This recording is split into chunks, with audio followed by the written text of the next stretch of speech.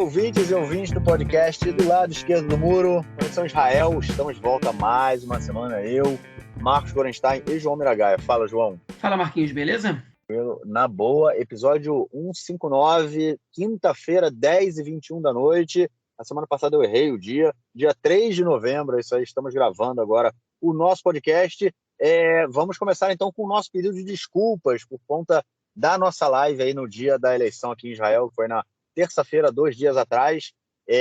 A gente tinha combinado com vocês aí uma live que começou, teria, né, que começar às 4h30 da tarde, horário aí do Brasil, de Brasília, e 9h30 da noite aqui em Israel. Só que fomos pegos aí com algumas mudanças no YouTube sobre lives e tudo mais. Não sabíamos que tínhamos que esperar quase um dia para receber uma autorização para poder fazer a live, enfim. Não conseguimos, o João fez uma transmissão no Facebook, não conseguimos fazer pelo YouTube, né? O João fez uma transmissão pelo Facebook, está lá para quem quiser assistir, mas agora, enfim, vocês vão receber aí todos os detalhes desse processo eleitoral que a gente teve há 2 dias. Então, fica aí o nosso pedido de desculpa e vamos então deixar de delongas e passar para o nosso primeiro bloco para tratarmos, enfim, da questão das eleições nessa semana.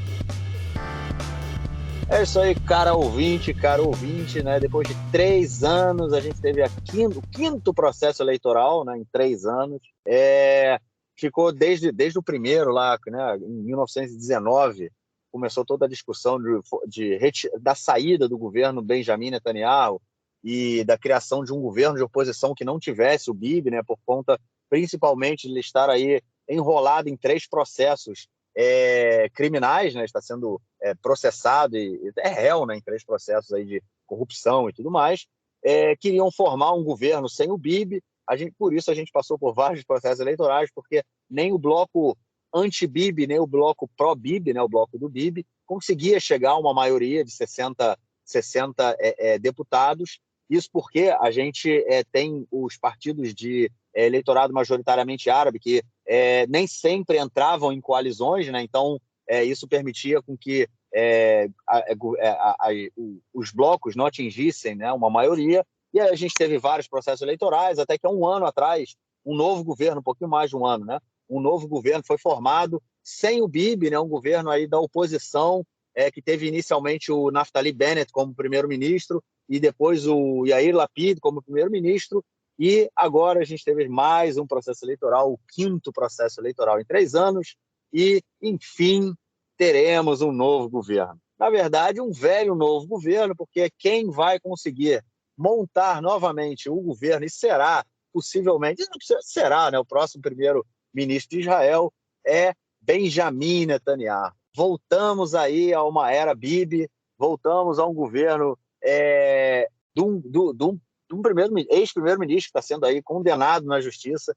Muita expectativa, principalmente em função da formação da sua coalizão, que possivelmente vai ser o Likud, que é o partido que ele faz parte, com mais outros, vamos dizer, 2 partidos e um bloco de partidos, né? Os 2 partidos são os partidos ultra-ortodoxos, o Shas e o Yadut HaTorá, e o bloco, né, que é chamado bloco de 2 partidos, né, o bloco do sionismo religioso, que é a ultradireita israelense, fascista, né, que a gente já comentou disso em muitos episódios, que teve aí 14 cadeiras e são o terceiro maior partido aí das eleições.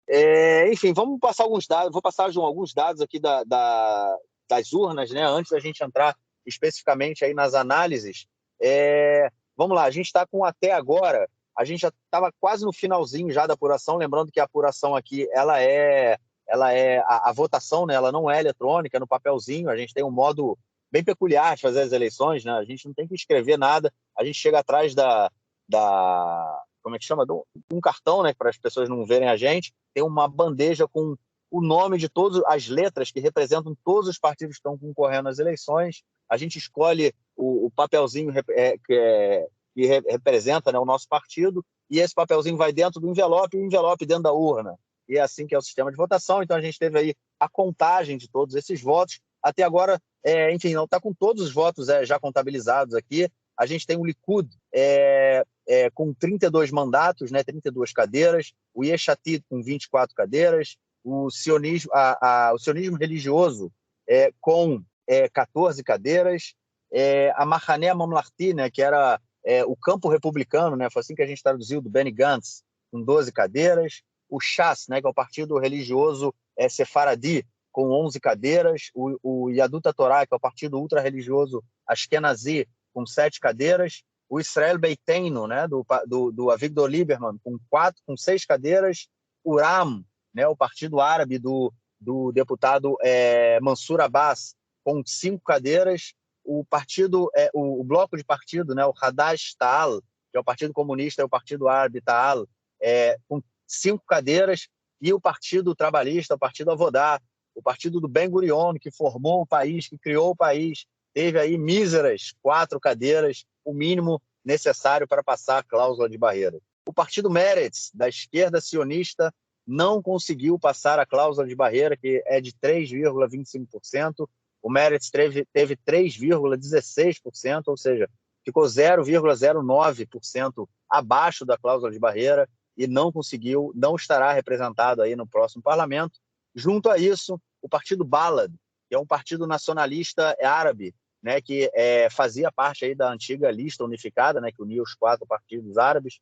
O Balad também concorreu sozinho, teve 2,9% também, não passou a cláusula de barreiras. Um outro partido também que não passou, né, foi a cláusula de barreiras, foi a Baita Yehudi, da Ayelet Shaked, né, a gente já vinha comentando isso, e vamos comentar também a implicação disso tudo, enfim, nas nossas análises aí que estão por vir. Só mais uns dados para a gente finalizar, que eu acho que é a questão mais curiosa dessa eleição, e isso, pelo menos, esse dado ajuda a embasar muito, né, parte das análises, que é que o número de eleitores, né, que votaram em partidos do bloco Netanyahu, né, ou seja, no Likud, no sionismo religioso, no Shas e no Yadut Torá, mais mais os eleitores que votaram no partido da Ayelet Shaked, né, justamente esse partido que não passou a cláusula de barreiras, é de 2.360.757 pessoas,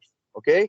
E o número de partido e o número de eleitores dos outros partidos, né, da oposição, é de 2.331.620 pessoas. Ou seja, o bloco do Netanyahu ele teve 30 mil votos a mais do que o bloco anti-Netanyahu, né?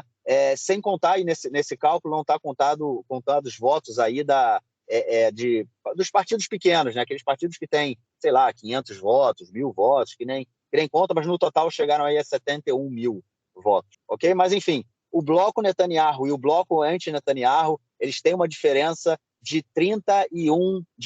menos de 30 mil votos, o que é uma coisa muito, muito pequena, porém, o bloco que o Netanyahu tem hoje, né, o bloco de partidos que ele tem hoje, tem aí 64 deputados, uma coalizão muito sólida, uma coalizão muito forte e que a gente vai pelo menos ver aí, possivelmente, né, eu aposto isso, que a gente vai ter essa coalizão aí pelos próximos 4 anos.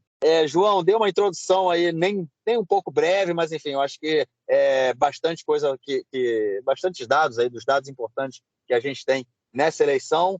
E, enfim, começa aí a sua análise e depois eu engreno na minha. Bom, vamos lá então. Vou começar pelo final que você colocou aí, né? E vou acrescentar uma informação pequena. O percentual de votação, lembrando que Israel o voto não é obrigatório, o percentual de votação em Israel ele foi de 71,3%, o maior desde 2015. Isso ajuda a explicar muita coisa. E o percentual entre a sociedade árabe ela foi de 55%. Fazendo as minhas contas aqui de historiador, o percentual de votação da cidade judaica ele chegou na margem dos 80%, okay? Ou seja, ele está aí mais ou menos 30% maior do que o percentual de votação árabe. E isso, enfim, é uma dos pontos sobre os quais eu vou falar daqui a pouquinho. Agora vamos começar pelo final do que o Marquinhos falou. Marquinhos colocou, muito bem colocado, a gente não combina exatamente o que a gente vai falar, então parte do que ele comentou aqui eu estava esperando para falar também, que é essa diferença de votos de um bloco para o outro, né? Porque, por um lado, o bloco do Netanyahu ele terminou com 64 cadeiras e o bloco anti-Netanyahu terminou com 56, ou seja, uma diferença de 8 cadeiras. Na verdade, o que separa os dois não dá nenhuma cadeira, porque uma cadeira está valendo mais ou menos 38 mil votos. Agora, se a gente descarta o partido da Ayelet Shaked, que todo mundo sabia que não ia passar a cláusula de barreira, que não passei nenhuma pesquisa, estava inclusive caindo de um tempo para cá, o bloco anti-Netanyahu, que a Ayelet Shaked teve 1,19% dos votos, okay? Você precisa de 3,25% dos votos, ou seja, ela ficou com cerca de 38% dos votos necessários para ultrapassar a cláusula de barreira. Enquanto o Meretz, por exemplo, teve 99% dos votos necessários para ultrapassar a cláusula de barreira, e o Bala teve também mais de 90%. Né? Então isso mostra que, na verdade, o bloco anti-Netanyahu, entre os partidos viáveis, ou que se mostraram viáveis, que ficaram próximos de ultrapassar a cláusula de barreira, eles foram mais numerosos do que os votos para o Netanyahu. Ou seja, o bloco anti-Netanyahu, entre os partidos relevantes, ele ficou mais numeroso que o bloco do Netanyahu. Isso quer dizer que tem mais gente em Israel que é contra o Bibi do que a favor do Bibi? Não sei, ok? O número é muito parelho, ok? Porque a gente tem que contar os votos para a Ayelet Shaked, que são do bloco do Netanyahu, de alguma maneira, mas a gente não sabe os outros partidos, é parelho. Agora, o que a gente consegue entender é que com o Bala e o Meretz chegando tão próximos da cláusula de barreira, a gente pode cravar que houve um erro estratégico do bloco anti-Bibi, okay? Que foi justamente o contrário do que aconteceu no bloco do Netanyahu. A que eu me refiro, ok? O Netanyahu, em 2019, nas primeiras eleições de 2019, ele aprendeu uma lição. Ele aprendeu que quanto mais fragmentado o bloco concorre, menos chance ele tem de ganhar. Ele aprendeu essa lição quando ele queimou todas as pontes com qualquer partido que não seja extremista, além do Likud. Okay? Nenhum partido quer compor o governo com Netanyahu, okay? Alguns deles por causa dos casos de corrupção, outros por causa das traições conhecidas do Netanyahu, outros porque estão de birra com ele, estão de saco cheio dele ser o mesmo cara há 1000 anos, enfim, outros por diferenças ideológicas mesmo, como, por exemplo, o Meretz, né? Ou os partidos árabes que não querem compor o governo com o Likud. Okay? Então ele entendeu que cada voto nesse grupelho que ele faz parte, que é a direita não liberal, e os grupos ortodoxos e ultra-ortodoxos, qualquer voto ali importa. E ele percebeu isso quando justamente o partido Nova Direita, criado pelo Naftali Bennett e pela Ayelet Shaked, não ultrapassou a cláusula de barreira por 1.500 votos. Eles tiveram 3,23% dos votos, que é mais que o Meretz teve agora. E eles não conseguiram ultrapassar a cláusula de barreira por 1.500 votos e ficaram fora da Knesset. Enfim, o Meretz ficou fora da Knesset por cerca de 3.800 votos, okay? Dessa vez. E aí o Netanyahu não conseguiu formar o governo ali, e não conseguiu formar o governo nas outras eleições de 2019, não conseguiu formar o governo em 2020. Okay? E ele aprendeu naquele momento uma lição que ele já lançou mão logo de cara. Ele precisa que as forças do seu bloco se unam o máximo de vezes possível. Okay? E aí ele conseguiu unificar os movimentos do sionismo ortodoxo, ele conseguiu trazer o partido Kulano, do ex-membro do Likud, Moshe Kahlon, para dentro do Likud, né? E ele trabalhou sempre para que esses grupos ficassem coesos. Ele não conseguiu domar o Naftali Bennett, em determinado momento até conseguiu juntar o Bennett novamente com os grupos da direita ortodoxa, mas depois ele não conseguiu, e não conseguiu nunca mais trazer o Lieberman, que também é um membro da direita, de volta para o partido dele. Ou seja, dentre as pessoas que queriam estar com ele conseguiu juntar todo mundo. E dessa vez ele viu o perigo bater na porta dele de novo. Existiam tensões dentro de dois blocos do seu governo, né, do seu bloco, perdão, do seu espectro, que é o Partido Sionismo Religioso, né, que conta com dois grupos, o grupo do Smotrich, que é o antigo União Nacional, e o grupo do Itamar Ben-Gvir, né, que é o Força Judaica. O Itamar Ben-Gvir ele percebeu que ele estava com muita popularidade, e o Smotrich não queria dar para o Ben-Gvir o que ele estava pedindo na lista, os lugares que ele estava pedindo, as exigências que ele estava dando, e os partidos anunciaram que iam concorrer separadamente. E o Netanyahu bastou a primeira pesquisa mostrando que o Smotrich flertava com a cláusula de barreira, que o Netanyahu atuou ali, se conversou com os dois e praticamente obrigou os dois a se juntarem. A mensagem dele foi a seguinte: meu amigo, ok, vocês querem estar separados, vocês estão brigando aí por ego, é o seguinte, ou vocês entram em acordo, ou vocês vão ficar chupando o dedo na oposição, porque vocês não vão entrar no meu governo. E eu vou acabar com... E o partido que não ficar, que estiver flertando com a cláusula de barreira, eu vou destruir para que esses votos venham para o Likud. Porque eu não quero perder, eu quero perder o mínimo de votos possíveis. E nessa aí ele juntou os dois. E com os ultra-ortodoxos ashkenazitas, ele fez a mesma coisa com os judaísmo da Torá. Quando o grupo dos lituanos e o grupo dos racídicos ameaçou rachar, também por brigas ali internas, ele virou para os dois e falou o seguinte: olha só, pode até ser que vocês dois consigam ultrapassar a cláusula de barreira, ou um de vocês dois. Okay? Agora, se um não passa, vai ser mais um tempo na oposição. Okay? E vai secar a torneirinha de vocês. Então, ou vocês engolem a briga de ego e se juntam, okay? E entram em acordo, okay? E eu posso aqui dar umas garantias para vocês, ou acabou, tipo, vocês vão ficar na oposição de novo. E ele foi lá e conseguiu fazer os grupos se juntarem. Ele foi um líder, ele é um líder ali, mesmo enfim, perdendo parte da confiança que esses grupos ali tinham nele. O Boreta, enfim, pelo menos os ultra-ortodoxos não quiseram assinar um acordo de lealdade, lealdade total ao Netanyahu, dizendo que não iam formar um governo com ninguém que não fosse ele, antes das eleições, mesmo perdendo um pouco dessa credibilidade, no ponto de vista estratégico, né, como organizador de campanha e como estrategista político,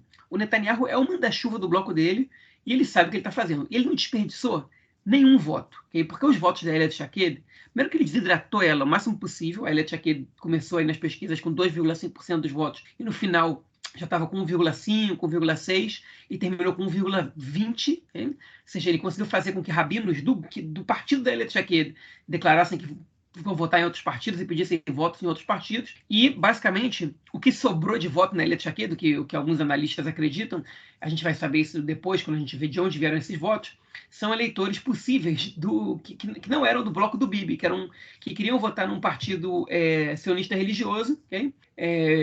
Mas que não queria ser nem o Smotrich e nem queriam votar no campo republicano do Benny Gantz, que conseguiu recrutar alguns sionistas religiosos, e optaram pela Ayelet Shaked. Enfim, até porque com toda a propaganda contrária a ela que o bloco do Bibi fez, era difícil que alguém que quisesse o Bibi primeiro-ministro votasse nela. Enfim, então ele conseguiu fazer isso. Ao mesmo tempo, do outro lado, o Lapid, eu acho que ele tentou, mas ele não conseguiu unificar as forças do seu lado. E aí, isso representou uma perda de votos que é muito grande. E eu digo para vocês agora, se o Meretz e o Bala tivessem ultrapassado agora a cláusula de barreira, tivessem conseguido o Meretz seus 4 mil votos e o Bala seus 15 mil votos que faltaram, okay? O bloco anti-Netanyahu teria hoje 61 cadeiras e o bloco Netanyahu teria 59 cadeiras. Existe um fator nessa eleição israelense que chama esquema Odafim, que é o acordo dos trocos, né? Que é o seguinte, são os votos que sobram. O partido conseguiu, sei lá, o suficiente para 4 cadeiras e sobrou meia cadeira, e um outro partido conseguiu 5 cadeiras e sobrou 0,6 por uma cadeira.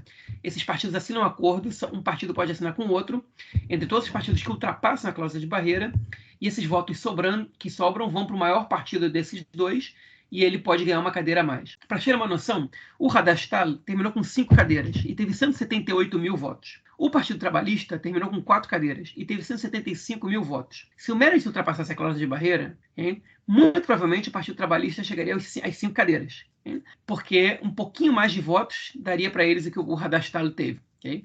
Então, não só eles perderam as 4 cadeiras do Meretz, como eles perderam mais uma cadeira do Partido Trabalhista. Okay? Agora, não foi só isso.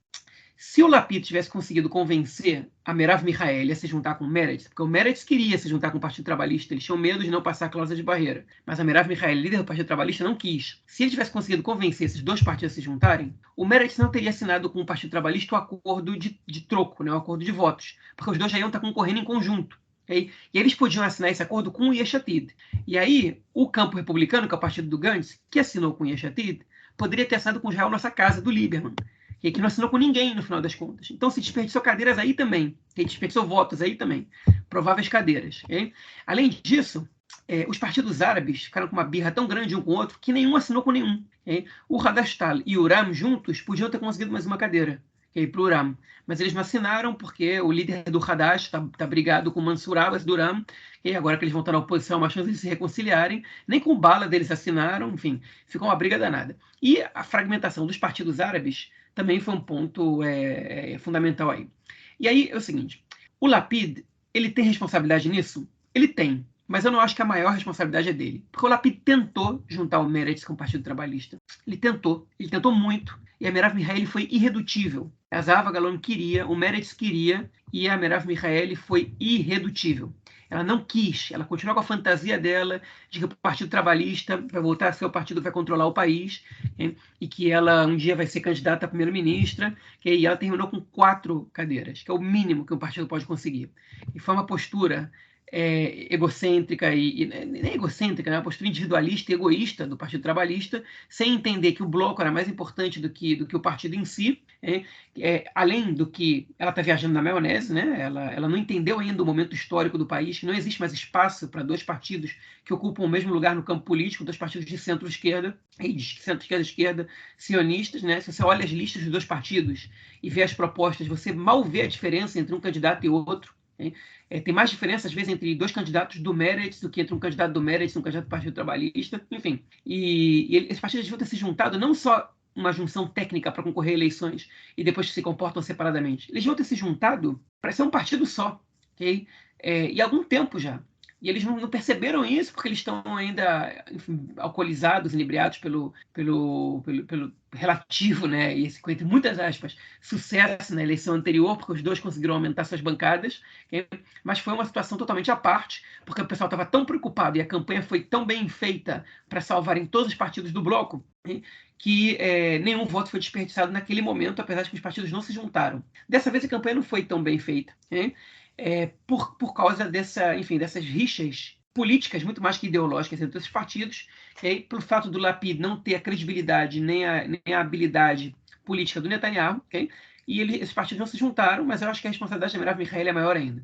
Agora, o Meretz não passou a cláusula de barreira com a Merav Michaeli? Não. O Meretz não passou a cláusula de barreira porque uma hora isso ia acontecer, porque o Meretz não é mais relevante. E aí tá Zahava Galon culpando a Merav Michaeli, principalmente o Lapid, dizendo que o Lapid fez uma campanha para ser o partido grande, que o Lapid nem apelou tanto assim. A campanha em 2009 da Tzipi Livni foi muito mais forte, que deixou o Meretz com 3 cadeiras. Enfim, ela fez a campanha vote na gente para a gente ficar maior que o Likud, voto no Meretz é o mesmo que o voto no lixo, voto no Partido Trabalhista é o mesmo que o voto no lixo. Enfim, e ela realmente conseguiu, ela fez a campanha contra os partidos do bloco, mas naquela época a cláusula de barreira era de 2%, então ninguém imaginava que esses partidos não iam ultrapassar a cláusula de barreira. O Lapid não fez isso, ele fez uma campanha legítima, que foi eu quero ser o primeiro-ministro, vote em mim para ser primeiro-ministro. Okay? E a campanha dele foi para provar que ele podia ser o primeiro-ministro porque tinha outro cara no mesmo bloco que resolveu concorrer com ele para ser primeiro-ministro, que é o Benny Gantz. Então ele tinha que provar dentro do próprio bloco que ele era o cara que podia ser primeiro-ministro, ele tinha que fazer campanha para ser o maior partido do bloco. Okay? Então o Gantz também tem responsabilidade nisso, né? nessa estratégia. Okay? É certo, o Lapid não fez campanha para angariar votos da direita. Ele fez campanha dentro do próprio bloco, achando que ele tinha boas chances de vencer esse páreo aí. Okay?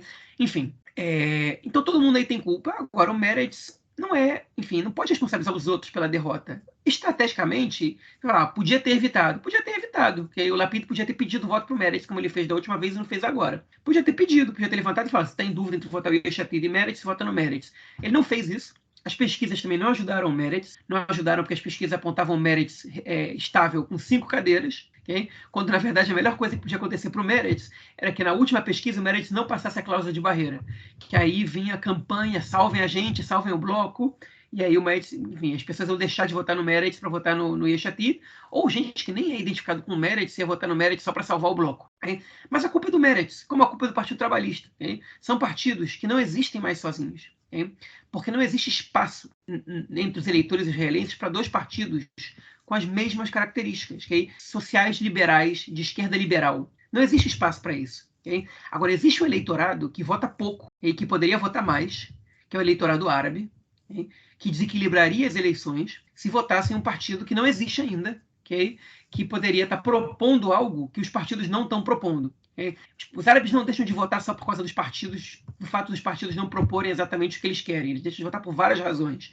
Por não acreditar nas instituições do Estado, por se sentirem discriminados, e, enfim, pelo sentimento anti-Israel. Tudo isso influencia. Okay? Mas também influencia o fato de você, enfim, se você quer fazer uma mudança social, você também precisa ter um partido para representar essa mudança. E isso não existe. Okay? Então, o caminho aí, a gente já cansou de falar sobre isso, é que esses dois partidos da esquerda liberal israelense se juntem e abram espaço para um partido, enfim, mais à esquerda não liberal, de União Judaica Árabe, que possa conseguir conquistar votos nas próximas eleições. E agora vamos falar sobre os árabes, já que eu entrei nesse ponto. Os árabes, eles não se juntaram e o Lapid ali tem muito menos capacidade de poder influenciar, porque os árabes não veem o Lapid como líder do bloco. Os judeus do bloco também não. A Merav Michaeli acha que vai ser líder do bloco, o Gantz também acha, enfim. O Meretz e o Lieberman até acreditam que o Lapid é o líder do bloco, até visualizam isso e admitem. Os outros admitem menos. Os árabes não veem o Lapid como líder do bloco. Então, o Lapid não tem nenhuma capacidade de convencer os árabes a se juntarem, porque ele não tem legitimidade ali naquele meio. E isso enfim, isso é sabido. Então, você não pode, essa carga você não pode jogar no Lapid. E esse é um problema dos próprios partidos árabes, porque na hora que eles brigaram por questões ridículas também, de posição na lista. Né? Não foi briga ideológica, com exceção do Ram. O Ram tinha uma proposta diferente dos outros. Mas o Hadastal e o Balad foi uma rixa ridícula, politiqueira, né? De política pequena. Hein? E eles não conseguiram aproveitar o segundo maior percentual de votação árabe desde 2015, que foi de 55%. O Balad conseguiu a maior votação da história deles quando eles estão compondo sozinhos. Okay? E não foi suficiente para ultrapassar a cláusula de barreira, porque ela aumentou em 2015 para 3,25%, aumentou em 2014, na verdade. Vai começar a valer para as eleições de 2015. Okay? Quem votou no Balad? O Balad foi um voto de protesto, tão grande que conseguiu quase 3% dos votos. Interessante que o eleitorado do Balad é um eleitorado mais jovem, com mais educação. Né? Os universitários do mundo árabe são os que votam no partido mais radical da sociedade árabe, enfim, e que quase chegou na cláusula de barreira ali. Eu não acho que o Balad, se tivesse continuado junto com o Hadastal, ia ter conseguido atrair tanto eleitor. Okay? Agora, eu acho que ainda assim valia a pena que eles tivessem ficado juntos.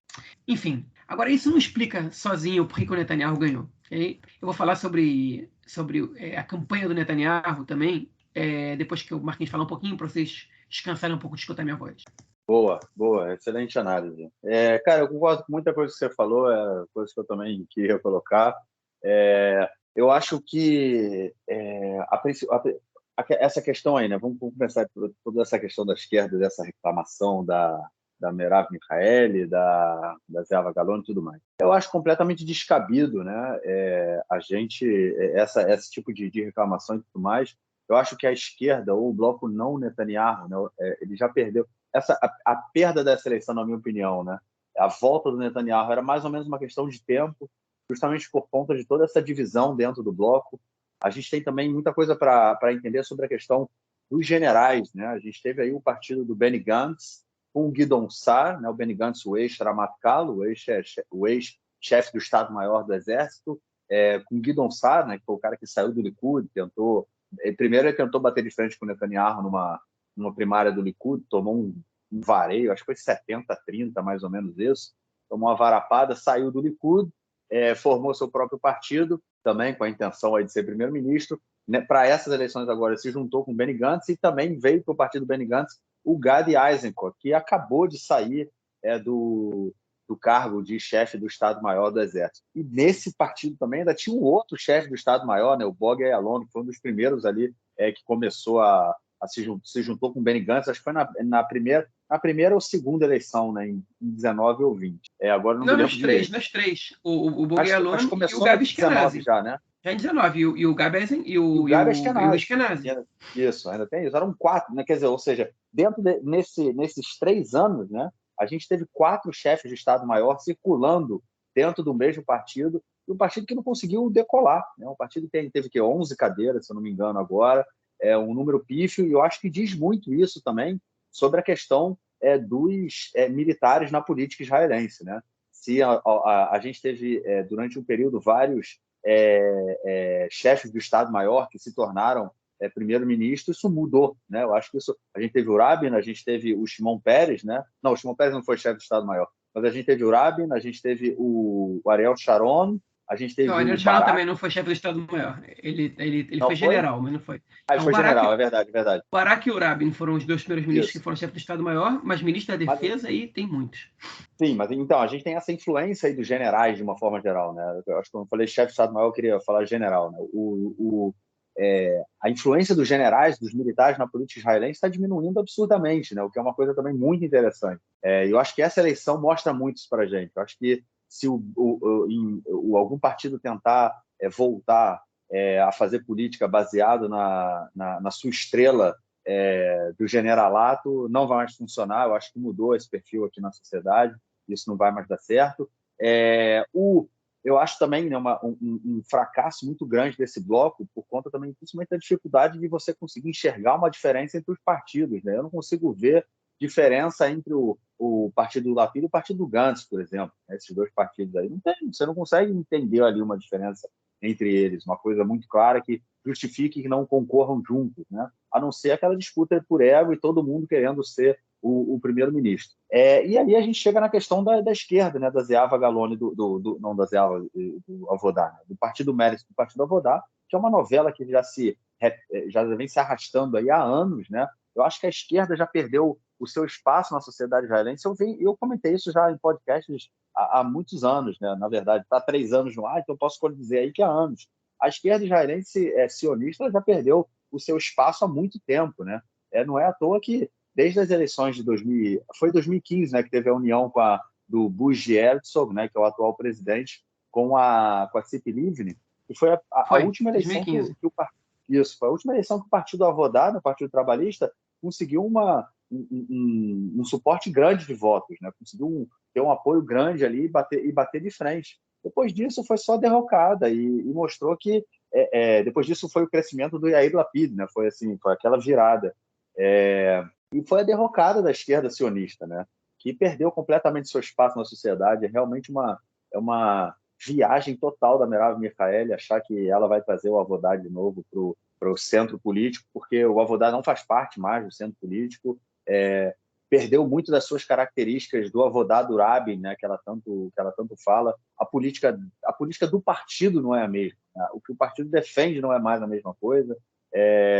E é isso, e perdeu a sua própria característica de esquerda, né? Se a gente for, talvez eu faça essa minha análise baseado muito no que eu vejo de partidos da esquerda na América Latina, né?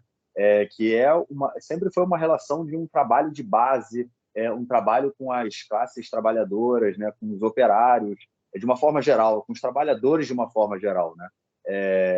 E aqui em Israel a gente não vê isso, né? Os partidos o Meretz são partidos de classe média alta de Tel Aviv, né, cara?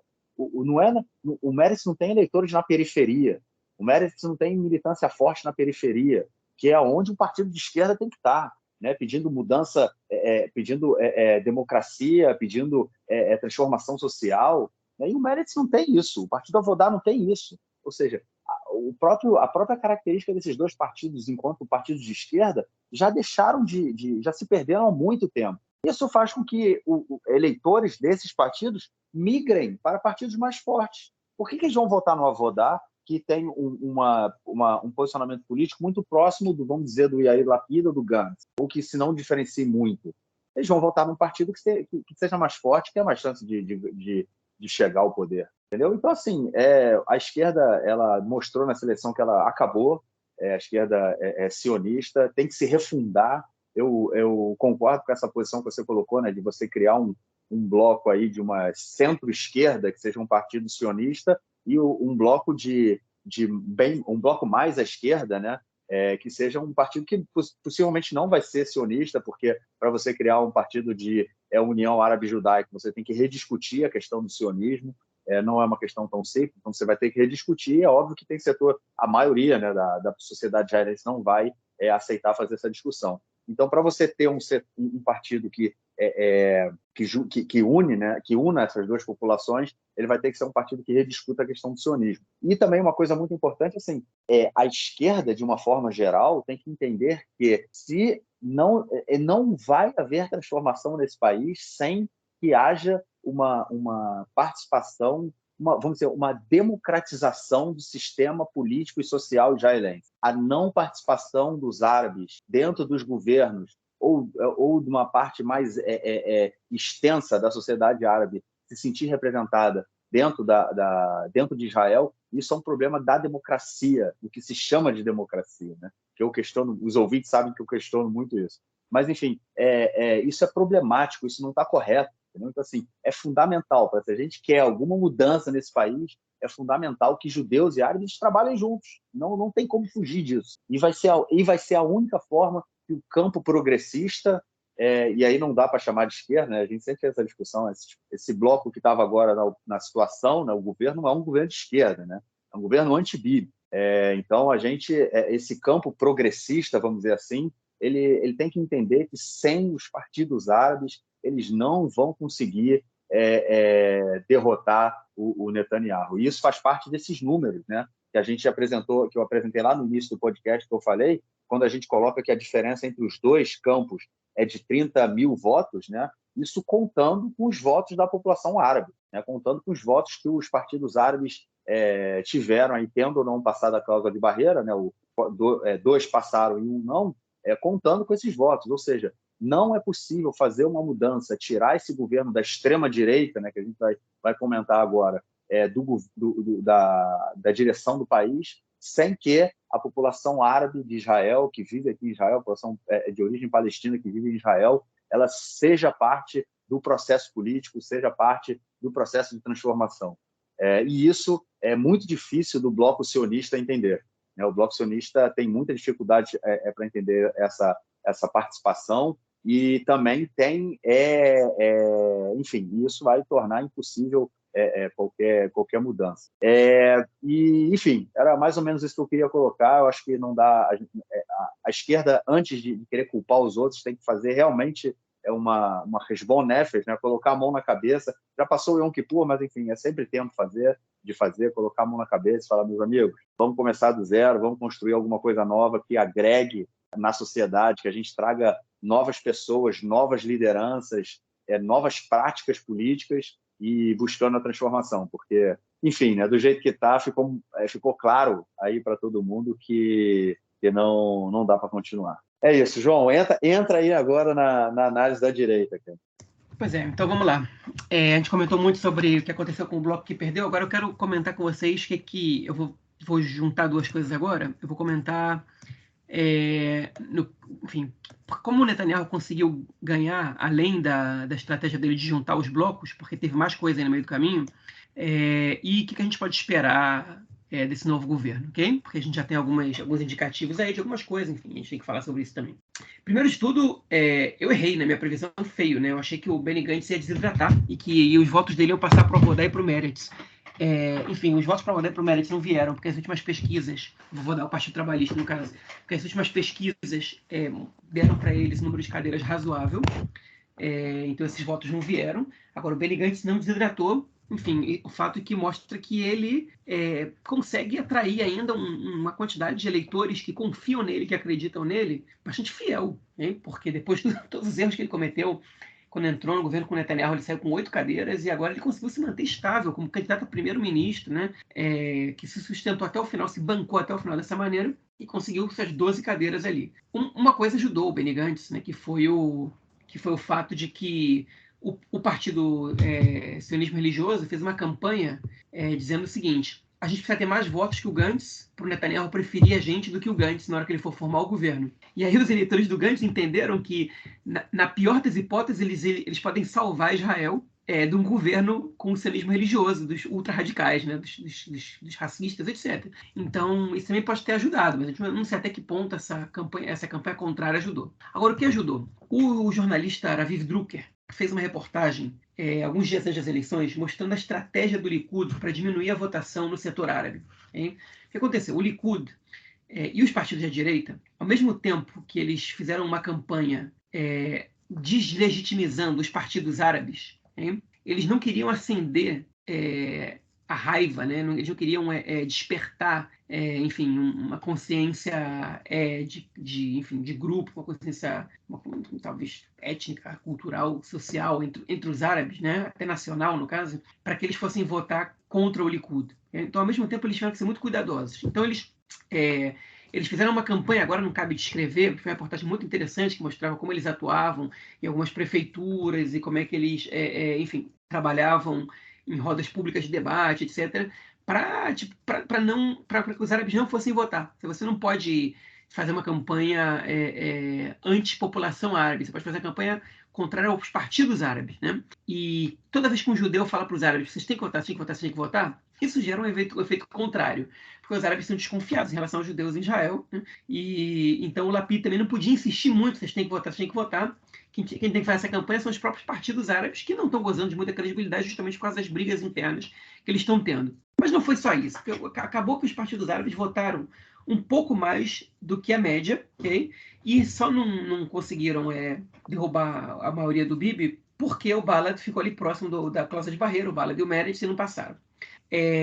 As pesquisas nunca deram o Ballard acima da cláusula de barreira. O Meredith, sim. Inclusive, as da boca de urna, que são muito precisas, ainda que o Camille Fuchs disse agora no podcast, na entrevista que ele deu no podcast do Aretz, que o Meredith aparecia flertando ali com 3,3%, né? A cláusula de barreira é 3,25%. O Meredith terminou com 3,16%, isso é totalmente dentro da margem de erro.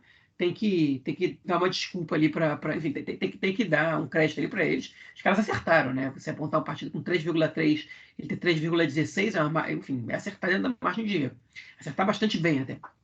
Mas o Ballard nunca estava passando. E o Ballard, sem passar, as pesquisas apontavam um empate, okay? Na melhor das hipóteses para o Netanyahu, ou uma derrota do Netanyahu. Né? Ficava ou 60-60, ou 61 para o bloco anti-Bibi, 59 para o bloco Bibi, mesmo sem o Ballard. Então, como é que foi que o Netanyahu conseguiu vencer? Ele conseguiria vencer até mesmo se o Ballard tivesse passado, até mesmo se o Meredith tivesse passado a cláusula de barreira. Isso tem a ver com o aumento do percentual de votantes. A gente teve mais judeus votando nessas eleições do que votaram nas últimas eleições, nas últimas todas as eleições, desde 2015, com certeza, talvez até considerando 2015. Gente que nunca votou, gente que não estava indo votar, gente que estava descrente, que estava um pouco desesperançoso com a política, que, enfim, que saiu de casa para votar. Parte dessas pessoas foram votar no Ben-Gvir, que é o fenômeno do fascismo israelense, chegou no mundo inteiro, óbvio que ia chegar em Israel, na verdade nunca esteve longe de Israel, né?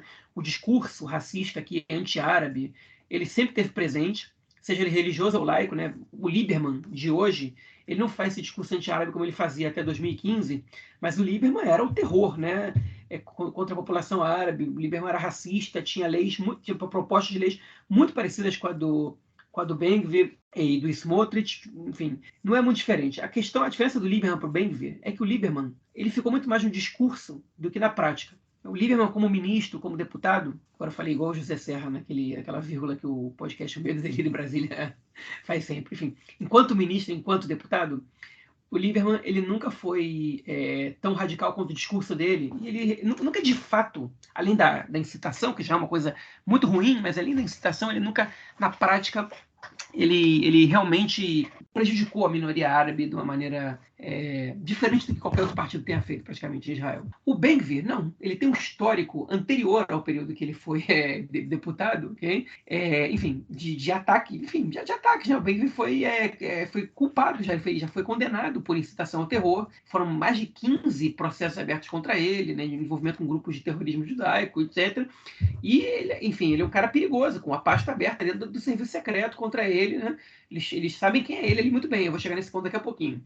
Mas ele conseguiu trazer muitos votos de uma população que está muito insatisfeita, principalmente do sul de Israel, que vê a criminalidade dentro da cidade árabe afetando também a cidade judaica, né? Principalmente os habitantes do Negev, enfim, que vem a falta de controle, né? Porque Israel nunca cuidou da cidade árabe do jeito que devia cuidar, a gente falou isso muitas vezes aqui nesse podcast, e em algumas localidades do país isso chega na população judaica também, principalmente onde convivem os árabes mais pobres e os judeus, como, por exemplo, os beduínos do sul, onde nas suas aldeias a criminalidade é muito alta e, em alguns lugares, isso acaba respingando na sociedade judaica de uma maneira até em números altos. Né? O conflito que não se resolve e que gera, eventualmente, ou aqui e ali, ou nesse momento agora de tensão, atentados, e foguetes, e tensões, como foi no caso da guerra de 2019, que também eclodiu em cidades mistas israelenses, como Lod. Né? O sionismo religioso foi o segundo partido mais votado de Lod,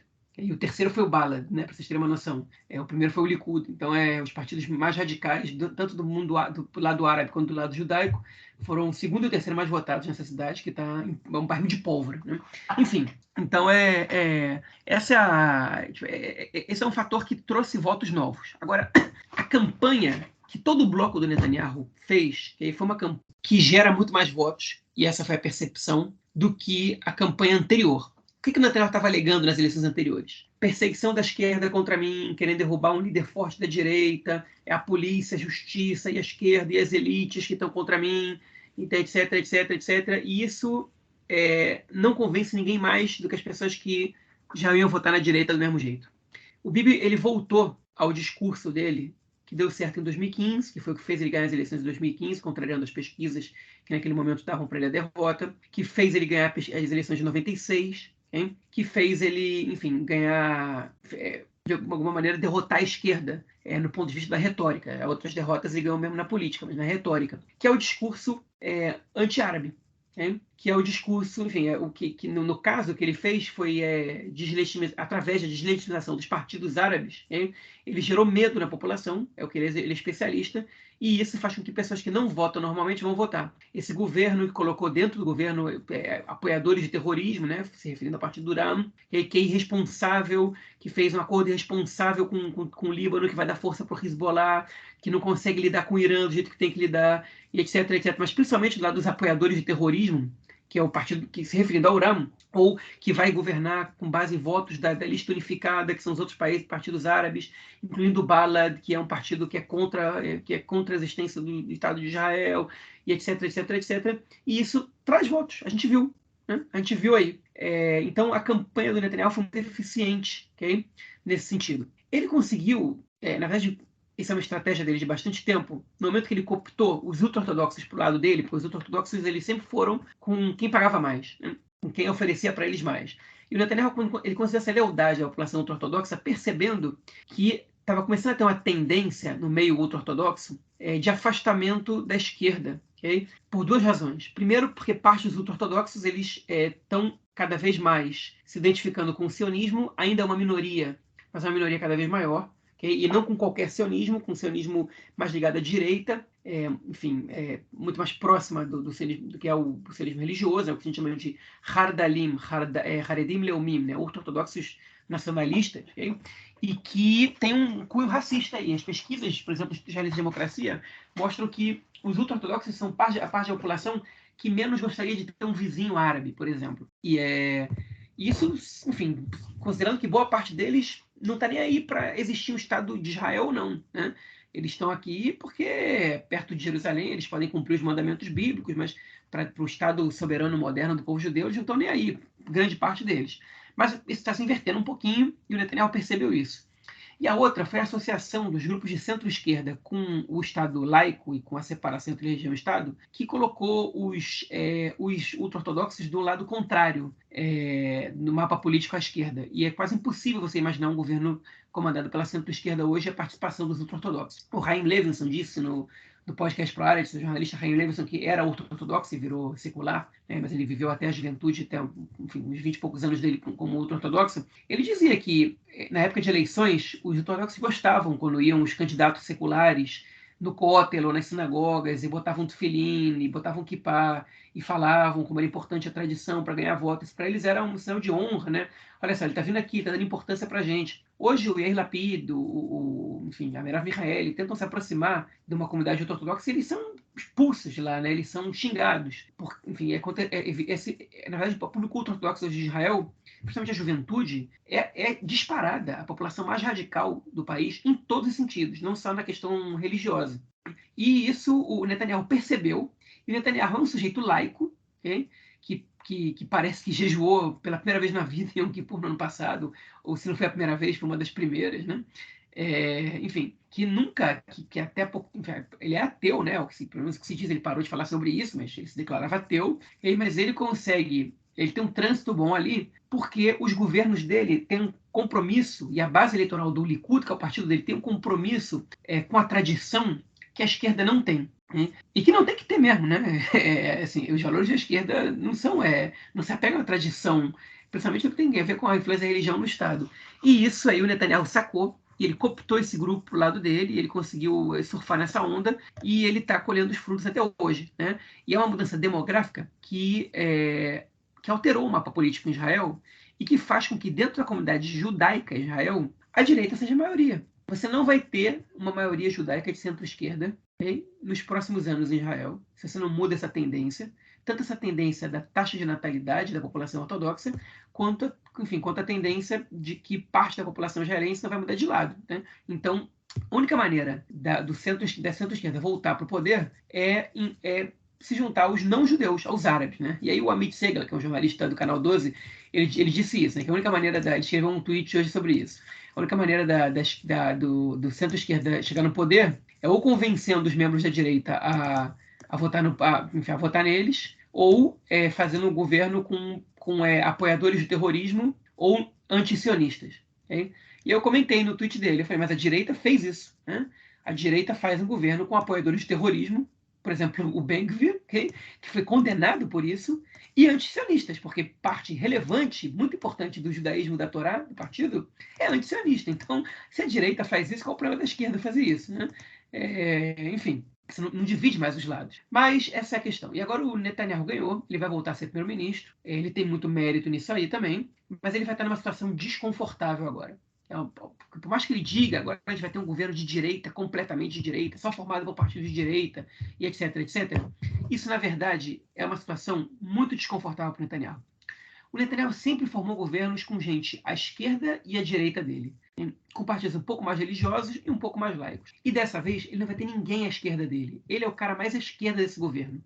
Ou um dos caras mais à esquerda desse governo, ok? Mas não tem mais que 5 mais à esquerda que ele, estão todos no partido dele. E aí, o Netanyahu, ele não vai ter desculpa para não construir muitos assentamentos, para não legislar e mudar o sistema, intervir no judiciário do país, em não fazer um monte de retrocessos no sentido dos direitos civis, como, por exemplo, as leis enfim, que deram direitos à comunidade LGBT, ou etc. Uma série de questões. Okay? E isso complica o Netanyahu, com parte do eleitorado dele. O Likud tem eleitores liberais, de uma direita liberal, e que não querem ver um governo reacionário, populista, ultraconservador. Okay? Ele vai complicar Israel com a comunidade internacional, por mais que ele tenha, enfim, compartilhado hoje no Twitter dele uma foto do Viktor Orbán na Hungria com a autobiografia que o Netanyahu escreveu agora há pouco tempo, e, enfim, meu amigo Viktor Orbán e tal. O Netanyahu ele tem muito mais preocupação com os Estados Unidos do que com qualquer um desses países governados por um modelo, uma direita iliberal, né, digamos assim, de uma extrema-direita próxima ao fascismo, e o governo Biden já mandou diversas mensagens, a última agora foi relatada pelo Moshe Nussbaum, repórter do Canal 12, de que os Estados Unidos vão cooperar com um governo formado pelo Ben-Gvir e pelo Smotrich só até certo ponto, de maneira limitada. Ou seja, a gente não vai dar para vocês coisas que a gente dá em geral, porque a gente não confia nesses caras aí. E, enfim, a gente acha que esses caras são criminosos, né? E isso é uma coisa que o Netanyahu vai ter que lidar. Além do mais, é difícil que o governo Netanyahu dure esses 4 anos. Por que eu digo isso? Porque nenhum governo dura 4 anos em Israel, não termina o mandato, pelo menos, desde 1992. Hein? Por alguma razão, o governo acaba rompendo. E é um governo que vai ter dificuldades, porque o Ben-Gvir e o Smotrich, eles estão se credenciando ali para liderar a direita no depois do Netanyahu. E o depois do Netanyahu, ele pode vir mais rápido do que a gente pensa, caso o Netanyahu perca a popularidade para esses dois aí. Okay? Ou seja, o que é ruim pode ficar pior, em outras palavras. Então o Netanyahu ele não pode simplesmente ser o culpado, ser o responsável, ser o fraco que não faz as mudanças, porque, enfim, por medo dos Estados Unidos, da pressão internacional ou por qualquer outra razão. Né? Ele foi eleito com um discurso radical e agora, se ele não cumpre com o que ele prometeu, ele vai ter um problema dentro da base dele. E aí é tudo que o Smotrich e o Ben-Gvir mais queriam. O Smotrich e o Ben-Gvir não tem nenhum compromisso com serem razoáveis, porque a última coisa que eles são é razoáveis. E aí eles vão forçar a barra pra caramba para que tudo de pior aconteça. E se o Netanyahu tiver um pingo de responsabilidade, ele tá ferrado.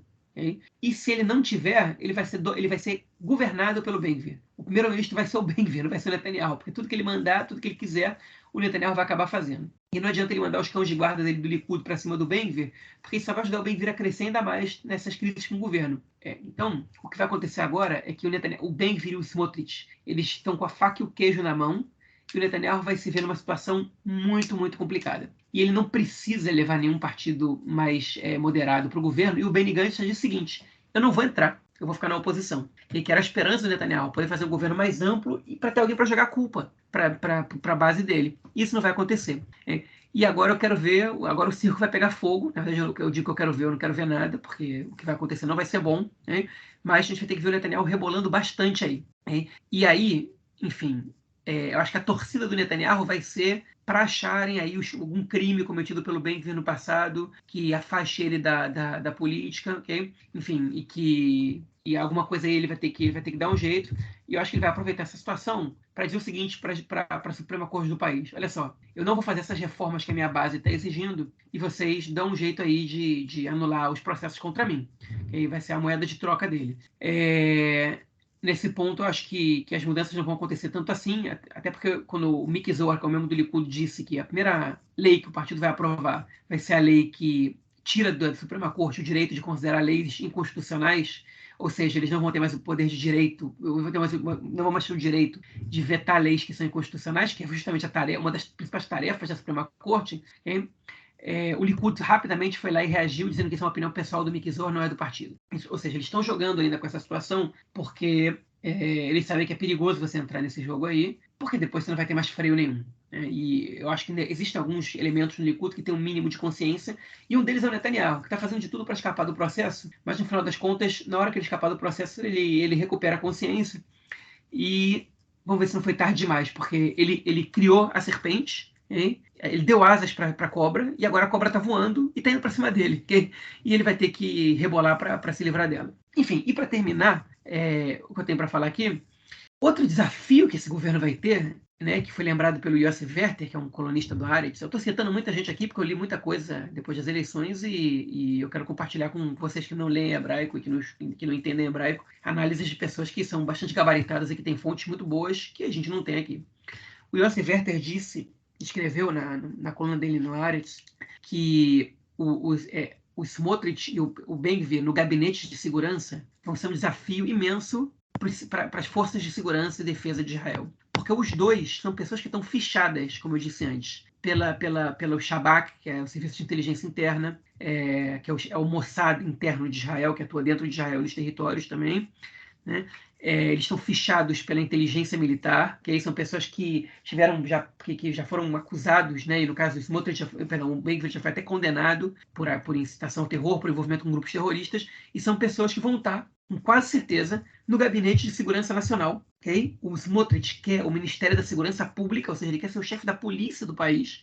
Imagino que ele não pode fazer. E vão ser pessoas que vão escutar informações sigilosas, okay? Que tem a ver com a defesa do país, que tem a ver com as operações secretas que Israel está tocando nos territórios, inclusive contra o terrorismo judaico. Okay? E essa vai ser uma situação inédita para as forças de defesa, um desafio que eles vão ter que ver como é que a gente vai agir. A gente vai poder falar tudo, a gente não vai poder falar tudo, a gente vai confiar no gabinete de segurança, não vai, enfim.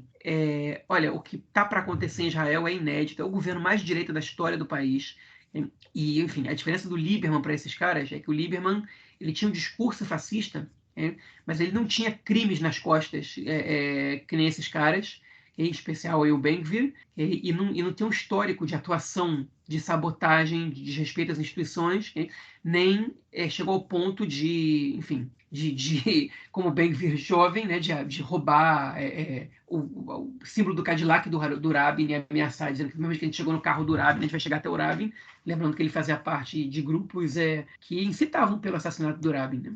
Enfim, e para finalizar de verdade agora, um comentário que eu li, não sei mais de quem, então não posso dar o crédito, mas não é meu, é que dá para considerar já o Yigal Amir, que é o assassino do Rabin, que está em prisão perpétua, é o maior case de sucesso da política israelense dos últimos 30 anos, né? Porque o cara, com dois tiros que ele deu, ele assassinou a esquerda israelense, que tem 4 cadeiras na Knesset atualmente, a esquerda sionista, e ele acabou com a possibilidade de um acordo de paz com os palestinos, e ele conseguiu fazer com que a corrente dele, 30 anos depois, né, os processos que desenvolveram a partir disso, chegassem a 15 cadeiras na Knesset. Né, um grupo que era proibido, né, de disputar as eleições por causa do discurso racista, hoje tem 15 cadeiras na Knesset. Tá bom, não é todo mundo do Força Judaica, entre nós aqui, não é tão diferente assim a Força Judaica do Ihud Leumi, do União Nacional, que é o lado do Smotrich. Enfim, são tempos sombrios que esperam pela gente, com uma oposição muito, muito, muito, muito, muito fraca, que não pode nem contar com os 4 deputados do Meretz ali,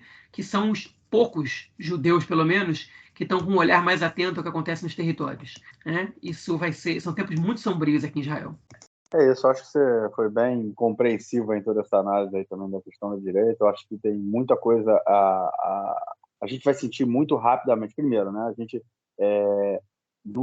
a população árabe do país, a população palestina, né, do país também, né, porque, enfim, quem está, né, eu comecei a fazer esse levantamento, eu não consegui, eu tenho que ver se eu consigo fazer para o próximo episódio. Eu estava tentando achar quantas urnas, né, foram colocadas na Cisjordânia durante para as eleições, né, porque a gente tem todos os assentamentos e colônias que precisam de urnas para que os judeus que moram ali votem, né?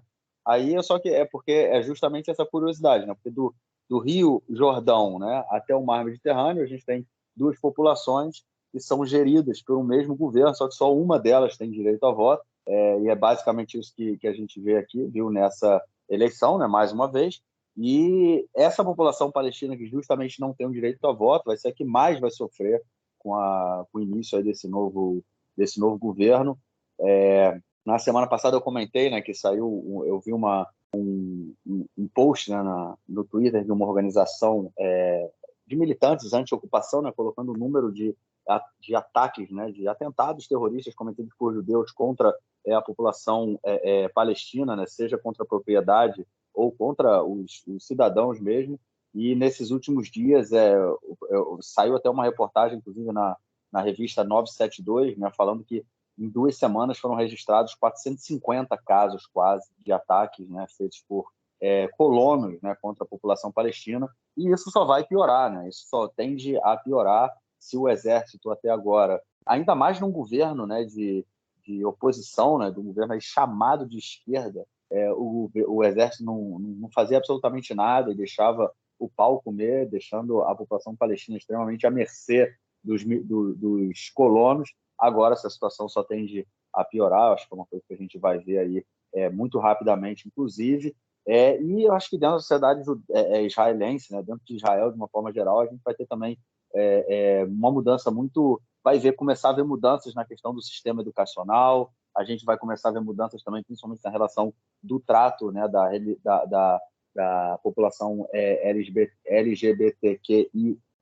né, principalmente na questão, João, do tratamento, como é que chama isso, cara? A conversão, né, que eles querem pegar jovens, né, gays, e Cura querem gay. fazer Tipo Lei cura Amará. gay, isso, pois é, a cura gay, tipo Lei Amará, já estão negociando, porque o Nitzan Horowitz, né, que era o ministro ainda é o ministro da Saúde, e do Meretz, ele conseguiu aprovar que fosse proibido, né, esse tipo de a cura gay, e agora isso vai voltar aí a estar na pauta do dia, sem sombra de dúvida, eles vão conseguir voltar com isso.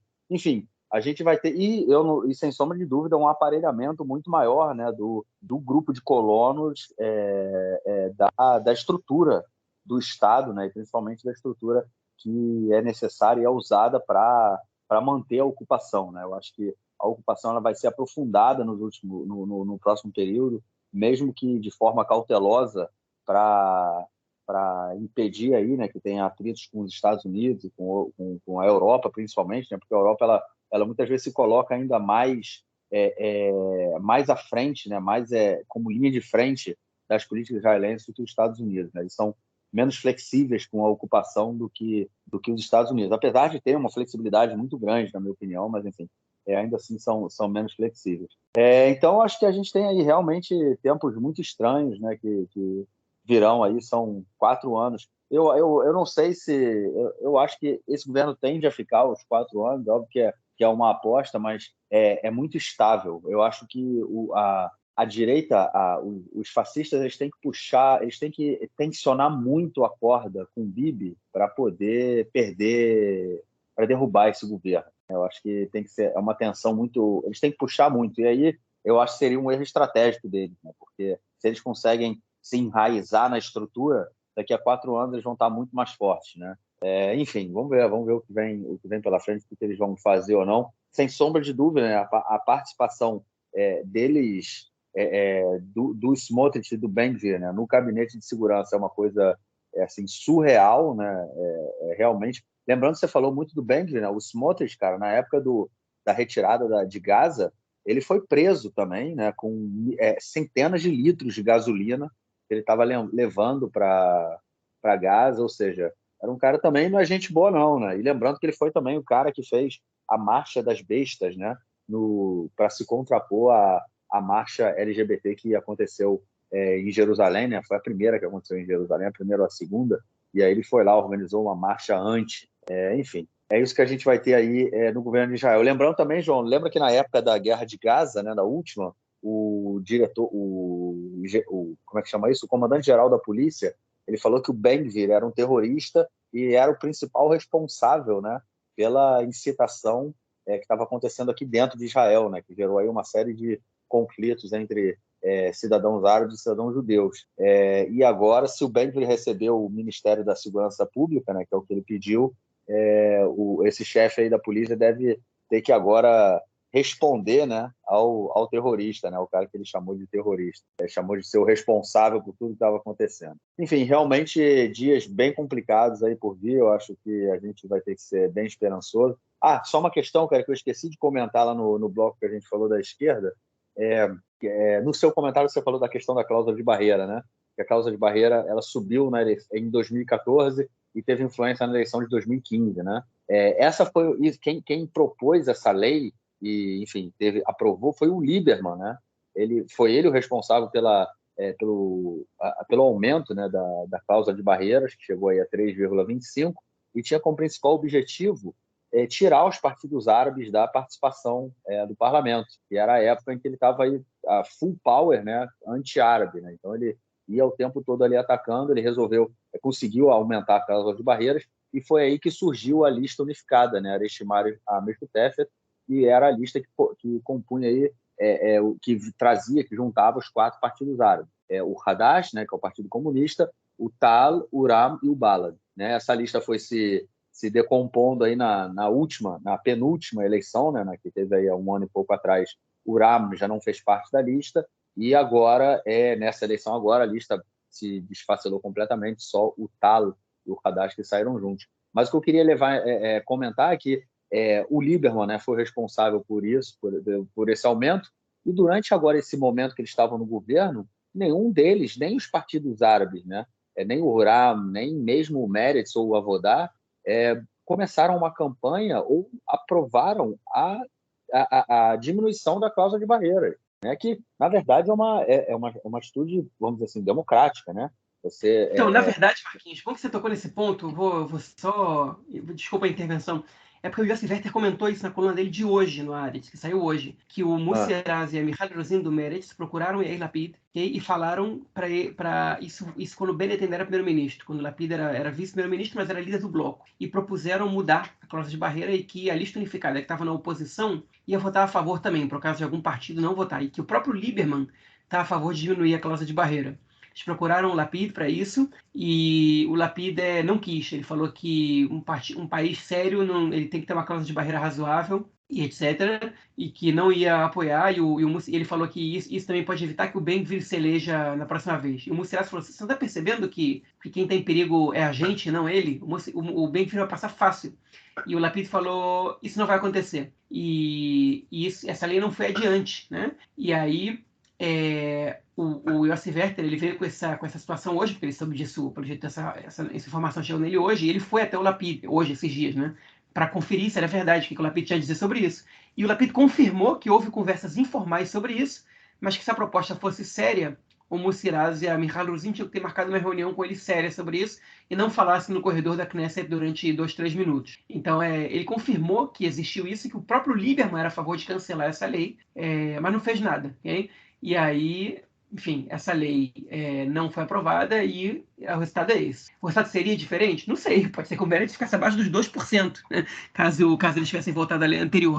Mas o fato é que eles não rediscutiram isso porque o Lapid não quis. Pois entendi. Tá vendo? É uma questão interessante, né? Porque poderia ter mudado completamente a figura, a questão aí do jogo. Agora, eu acho que também tem uma coisa que a gente tem que colocar, né, que a gente não comentou, é o bloco. A gente fala muito, foi um governo, né, do Lapid, do Gantz, não sei o quê, quem vai ser o primeiro-ministro. A gente tem que levar em consideração que toda essa análise que a gente faz, né, é dentro de um cenário em que o Netanyahu ainda é o líder do Likud, né, cara? Porque no dia que o Netanyahu deixar de ser o líder do Likud, aí a gente tem toda essa questão aí de da aproximação dos partidos, né, ou de quais os em que instâncias realmente os partidos se diferenciam, né?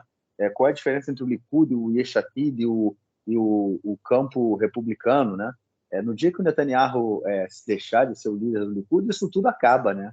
Como a gente ouviu durante todo esse período, esses 3 anos, principalmente depois da primeira e segunda eleições, né? Em 2019, 2020, falando que o Lapid falando isso, o Gantz falando isso, o Guidon Sar falando isso, que se o Likud resolvesse colocar uma nova liderança, eles fariam um governo com o Likud, não teriam problema nenhum em fazer governo com o Likud. O problema deles era única e exclusivamente com o Netanyahu, né? Eu acho que isso também tem que ser uma questão interessante da gente pensar, porque muda completamente esse mapa político. Mas, enfim, isso vai ser coisa aí para vários anos para frente, porque agora, ao que tudo indica, né, cara, a gente vai ter um governo aí de extrema-direita, um governo muito tenso, e agora, se durante os últimos 4 anos, né, foi o período dos brasileiros irem para as ruas e protestarem contra o fascismo, acho que chegou a nossa vez aqui de ir para a rua e lutar contra o fascismo, porque o fascismo aqui é aceitável, né? O racismo, a agressão, a violência contra as minorias é uma coisa que ela é aceitável na sociedade israelense. A quantidade de votos que o partido do Ben-Gvir e do Smotrich teve é um reflexo disso, né? Eu acho que eles não foi à toa que eles subiram, não é à toa que o Ben-Gvir se tornou o que ele é hoje. Ele foi um deputado extremamente agressivo na época que teve os conflitos, né? Ele montou o seu escritório ali no bairro de Jerusalém Oriental, de Sheikh Jarrah, né? Onde há várias tentativas de colonos de ocuparem propriedades. Enfim, a gente comentou disso também em vários episódios. E aí a gente tem essa questão muito complicada aí por vir, né? A sociedade israelense foi muito mais à direita nessas últimas eleições. Disseram, acho que eles deixaram claro, né, que eles não querem, a sociedade israelense deixou claro que eles não querem a participação de partidos árabes no governo. Acho que é uma coisa que a gente tem que entender também desse resultado eleitoral. E não foi à toa que saiu do jeito que saiu.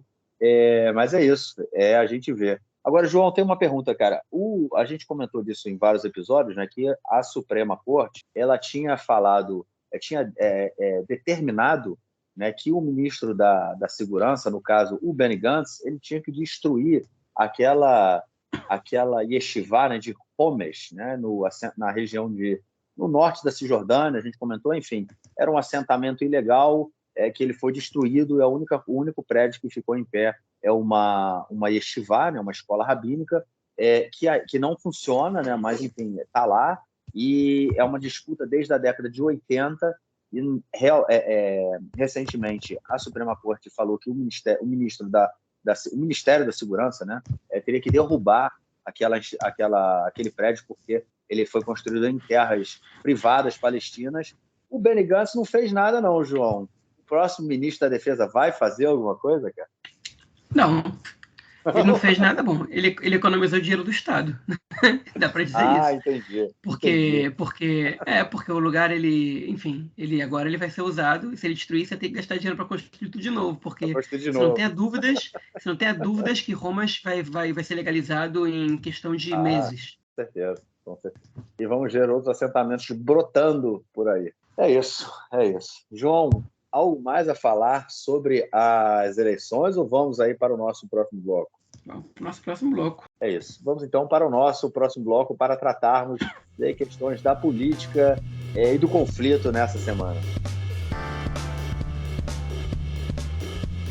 Bom, gente, o bicho continua, obviamente, pegando na Cisjordânia durante aí o processo, o dia das eleições, né? A gente tem, como tradição, o fechamento da Cisjordânia, ninguém entra, ninguém sai, os palestinos ficam presos, né, do lado de lá, só quem pode transitar são os judeus, e a violência continua em toda a região, principalmente na região norte de Jenin e Nablus. No dia de hoje, houve confronto, começou o confronto, né, com soldados, né, das forças, como é que chama? Das forças Mistarvim, infiltrados, né? São aqueles caras que, igual tem aí na série Falda, né? Que todo mundo viu, os caras infiltrados ali que ficam no meio da galera, e eles começaram aí o confronto com um militante da Jihad Islâmica que já vinha sendo procurado. Isso foi no campo de refugiados de Jenin, e, enfim, mataram um cara que, acho que pelo que eu li, ele ia casar hoje ou amanhã, e ele foi morto, e o pau continua comendo. João, mais do mesmo do último período e mais do mesmo do próximo período também, né? Ele ia casar no sábado, na verdade. Esse cara se chama Farouk Salama, se chamava, né? É um membro do alto escalão da Jihad Islâmica. Enfim, a gente está falando sobre isso aqui há muito tempo, o pau está comendo lá, tem bastante tempo. Teve atentado essa semana em Kiryat Arba, que é um assentamento que está pertinho de Hebron. Teve, enfim, não foi o único, né? Teve dois atentados essa semana, se não me engano. Perto da minha Aí em casa. Modin teve um, né? Pois teve um em Modin também. Pois o bicho tá pegando, e a verdade é que, bom, as coisas, elas agora devem piorar, né? A gente não é especialista em futurologia, mas não dá para acreditar que as coisas vão melhorar agora. O Farouk Salam era um membro do alto escalão da Jihad Islâmica, iam casar agora no sábado, né? Israel, o exército, né, entrou na casa dele de surpresa, houve troca de tiros, ele morreu. Na verdade, o exército foi lá para prender ele, não para matar. Como teve reação, teve troca de tiro, ele acabou sendo morto. E aí, logo depois vieram 2 foguetes ali na região da fronteira com Gaza, e já vai responder, obviamente. E isso aí pode virar escalada, pode não virar. Agora, a próxima escalada é questão de tempo. Enfim, agora, imagina o Ben-Gvir, quando ele não era parlamentar, ele queria subir lá as Esplanada das Mesquitas, era um problema. Quando ele virou parlamentar e ganhou imunidade, virou um problema gigante. Agora, imagina ele ministro querendo subir as Esplanada das Mesquitas. Enfim, essa escalada é questão de tempo. O próximo governo vai acender o barril de pólvora aí, que está sempre cheio de pólvora até a tampa. E agora, enfim, estou vendo que muita coisa vai explodir aí. O que vai acontecer? Não sei, mas eu estou muito pessimista para os próximos anos aqui. Estou achando que as coisas não vão ficar muito boas, enfim, como você disse, certamente não para a população árabe israelense, mas eu acho que a gente vai ver momentos de tensão também, vamos ver momentos de muita indignação de quem não concorda com isso, enfim. Eu espero que os eleitores do Ben-Gvir, eles se arrependam do que fizeram em algum momento, né? Porque não tem o que esperar diferente, né? Porque eu posso falar, eu espero que o Ben-Gvir não tome jeito. Que toma jeito? Tipo, não tem como tomar jeito. O cara é isso. O cara foi eleito para isso. Ele sempre foi isso. Tinha uma foto do Baruch Goldstein, que é um terrorista judeu que entrou numa mesquita em 94 e assassinou mais 40 pessoas com uma metralhadora, e só parou quando foi morto, né? E, enfim, ele tinha uma foto do cara até se candidatar a deputado, né? Então, enfim, qual era o argumento dele? Não, quando eu ganho uma coisa de presente, eu uso. Então, eu ganhei um quadro de presente e botei na parede. Desculpa, mais esfarrapada que essa eu nunca vi. Enfim, ele é isso. E não dá para esperar nada diferente, não dá para ser otimista com isso. Porque não vai ser bom. Enfim, o que a história mostra para a gente é que a gente não pode ser negligente em relação a isso e falar assim, não, por que pode ser tão ruim assim? As coisas sempre podem piorar. E eu estou apreensivo com essa situação. Eu não estou deprimido, nem estou desesperado, mas eu estou assim, pessimista e, enfim, vai ser uma época de luta, né, de quem não está de acordo com isso. Eu estou só torcendo para esse governo durar pouco. É isso. É uma época de luta que vem pela frente. Vamos então ao nosso próximo bloco para ouvirmos o comentário do camarada Nelson Burg. Manda aí, mestre. Meu caro Gorenstein, amigos do Conexão Israel, do lado esquerdo do muro, mandar um abraço primeiramente para o Gorenstein. Grande Gorenstein, que foi citado no Facebook como representante do Partido Novo. A pessoa que falou isso, na verdade, traduziu do hebraico para o português.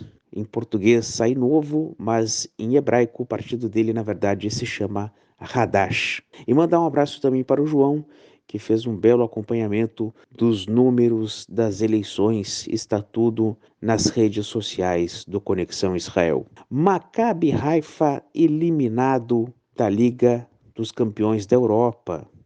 O Maccabi Haifa acabou tomando 6-1 do Benfica em casa. O outro jogo da rodada foi Juventus 1, Paris Saint-Germain 2. Ou seja, Paris Saint-Germain e o Benfica terminaram com 14 pontos, Juventus e Maccabi Haifa com 3 pontos. Só que a Juventus teve vantagem no saldo de gols. Os últimos 2 jogos, o Maccabi Haifa tomou 2 estrondosas goleadas, 7-2 lá em Paris para o Paris Saint-Germain e em casa contra o Benfica tomou 6-1. Os 2 primeiros colocados, Paris Saint-Germain e Benfica, jogam o mata-mata, oitavas de final da Liga dos Campeões da Europa, e o terceiro colocado, a Juventus, vai para a fase de grupos da Liga Europa, equivalente à Sul-Americana na América do Sul. É isso aí. Mesmo assim, valeu pela vitória histórica contra a Juventus em casa e valeu pela participação.